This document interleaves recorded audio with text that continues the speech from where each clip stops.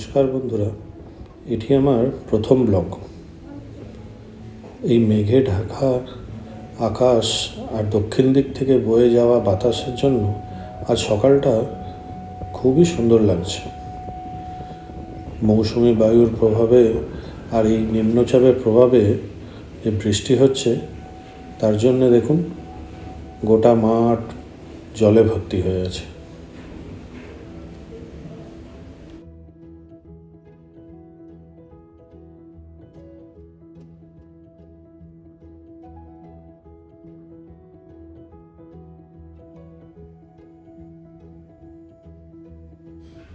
সকাল সকাল কৃষক ভাইরা নিজের কাজে লেগে পড়েছেন।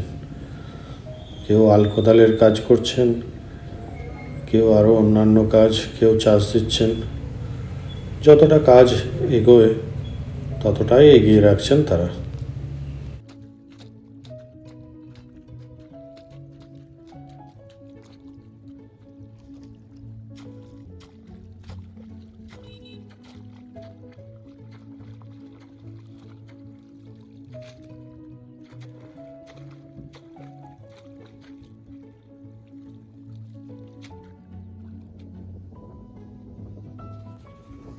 গ্রামের ছোট ছোট ছেলে মেয়েরা চলেছে তাদের স্কুল, কলেজ, টিউশনের উদ্দেশ্যে।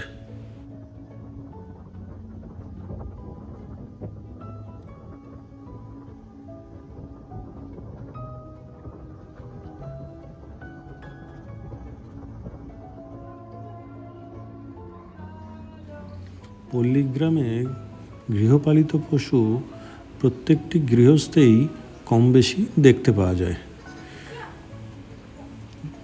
গরু, ছাগল, হাঁস, মুরগি ইত্যাদি ইত্যাদি।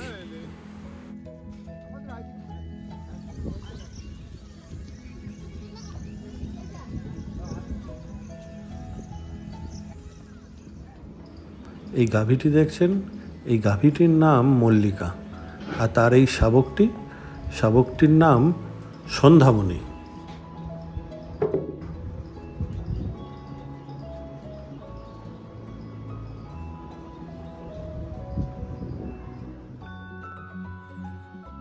এই গরুটি যা দুধ দেয় তার কিছুটা পরিমাণ বাড়িতে ব্যবহারের জন্য রেখে বাদবাকিটি আমরা মূলত সেন্টারে দিয়ে আসি।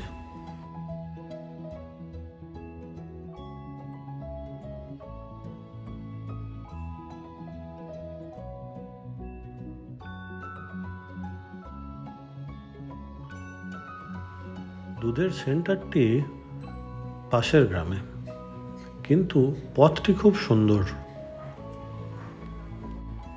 দুই ধারে সারি দিয়ে সোনাঝুরি গাছ, আর মাঝখান দিয়ে এই পাকা রাস্তা চলে গেছে পাশের গ্রামে। গ্রামে গ্রামে এই ধরনের দুধের সেন্টার হওয়ায় পল্লীগ্রামে আজকাল গবাদি পশু পালনের উৎসাহ আগের থেকে একটু বেড়েছে। চলুন এবারে একটু বাজারের দিকে যাই।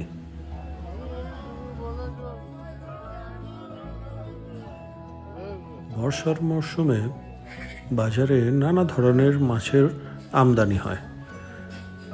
এই সময় কুচল মাছ, জিওল মাছ, যেরকম শিঙি, মাগুর, কই, ল্যাটা, তার সাথে চিংড়ি আর রুই কাতলা তো আছেই।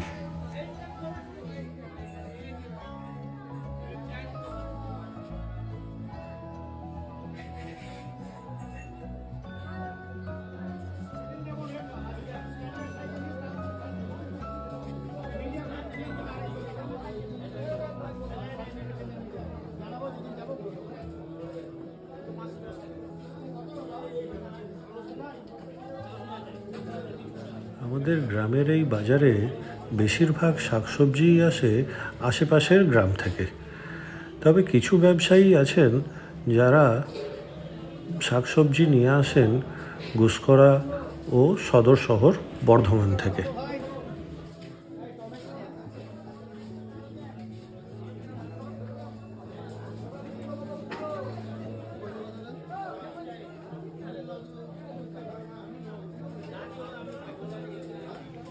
আজকের ব্লগটা এখানেই শেষ করছি।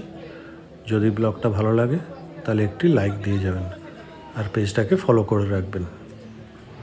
ভালো থাকবেন। ধন্যবাদ।